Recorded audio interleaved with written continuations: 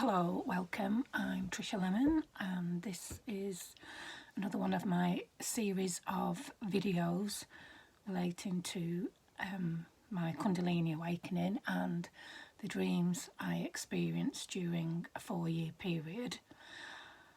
Hopefully these dreams will help anybody who's on a spiritual journey, who's had a Kundalini awakening, and give some signposts to where you might be. There's also lots of iconography and mythology that's turned up in my dreams, and again that might help you understand some of your own dreams or some of the mythologies around those.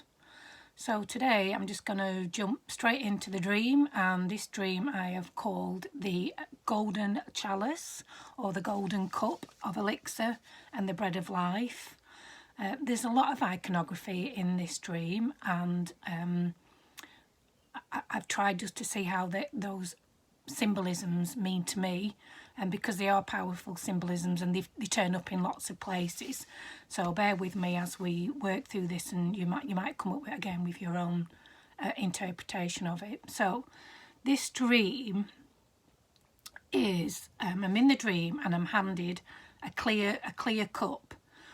But in the cup is a golden liquid, so what I would call an elixir, I think.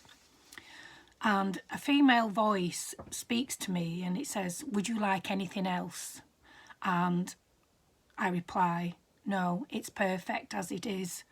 And then I take a sip from the cup, which is quite interesting. At the same time, so we've got the clear cup with the elixir and the lady or the female voice that has spoken to me, which is unusual because often it's a masculine voice that speaks to me, but this is a female voice.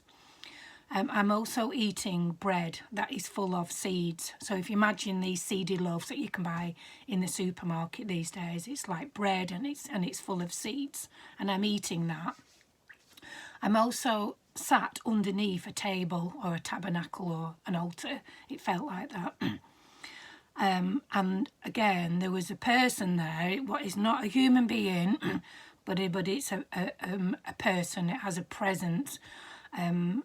And I call these spiritual energies because although they're a person, they often don't have a face, but they do have personal characteristics, but they don't have a face. They're not identifiable. And this person is folding a pure white linen cloth, and is folding it up.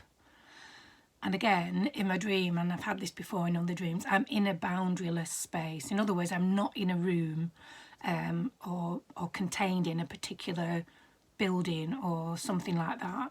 So it's boundaryless. And in that I announce very loudly that I have been here before. So I shout that out very loudly. I've been here before. So what I'd like to do now is just to take a few minutes now and just think about and take some reflections of what I think this dream was sharing with me. So I'm on a Kundalini awakening, probably around year 2 of this awakening. And obviously there's been, when I look back now, there's been a lot of change happening within me. So the first part of the dream, which is around the chalice or the cup, and it being filled, saying, well, it's perfect as you are, or it's perfect as it is, felt to me like I didn't need anything else to fill me up, because I think we're all often looking for something to fill us up externally, or the ego is. And there could be lots of things that we try and get to fill us up. And it could be shopping, money, food, chocolate, addictions, handbags, shoes, other people, whatever. But we're always looking for something to fill us up. So in this dream, this cup is full of what you would call the amber or the elixir. And I'm saying I am already full. I'm full from within.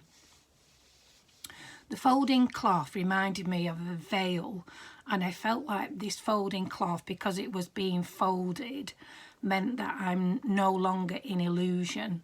And you do hear this word a lot in spirituality, not in illusion. And basically what that means is I do see things more clearly now. I see them much deeply and much more clearly of what they mean and what I might be doing, or you might say your observer mind, or you've taken the veil of illusion off. And what it meant to me is another part of my brain had opened up. And when I've tried to explain a spiritual awakening to people, that's how I sometimes explain it. There's another part of me that I didn't know I had inside me has completely opened up. So I've come to a new level of consciousness. Hence it's white and it's a veil and it's been closed up. So I can now see clearly all of me. There's not just the ego, there are other parts of me that I'm now becoming into awareness. The boundaryless space kind of connects with this, because this is around what I call cosmic consciousness, my cosmic space.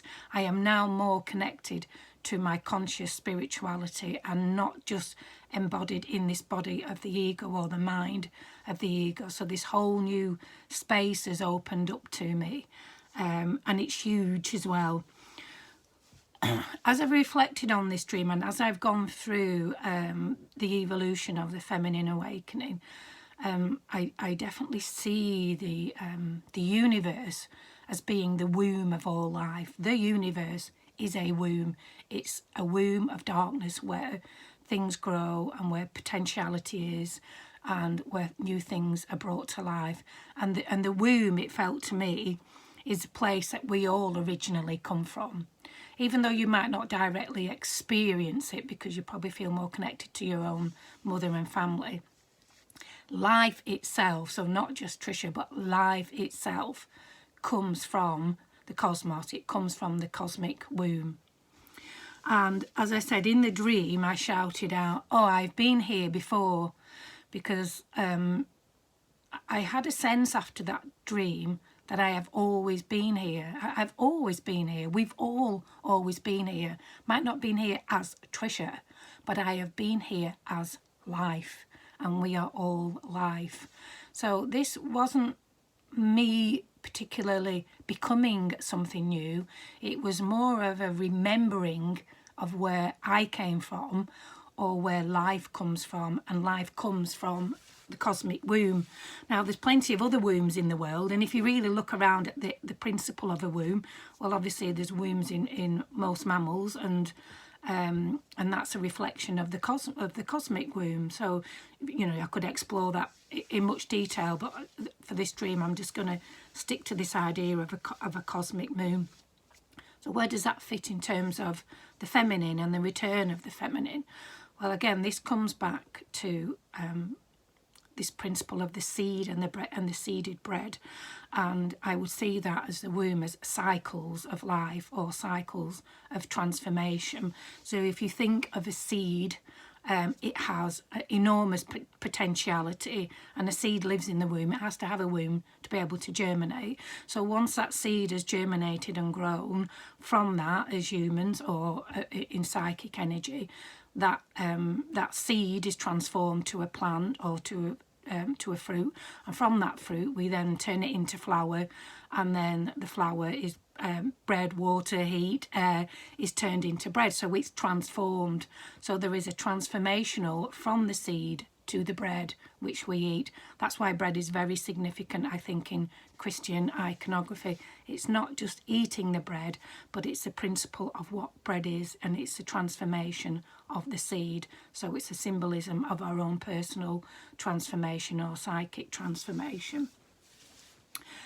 I do think that dream was quite fascinating, because it does have a lot of what I would call Christian iconography, and when I woke up from it, I was really surprised, because I thought, oh wow, I've read about that before, or I've seen that in a movie, or don't they give you bread at church or something when you go to church, and so a lot of that iconography was really interesting to me, and what it meant to me, because one of the things we do get caught up in around, particularly in Bible or Christianity, is we still see it as everything being out there and belonging to the church and being of someone else, or being of Jesus, or being of God, and it isn't. It's of you. It is in you. You are that.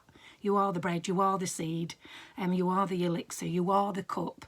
The cup is a womb, And so it's easy to get caught up in looking for answers externally when actually everything is in you. You are the cosmos, and you are a reflection of the cosmos, and you are also a part of that feminine.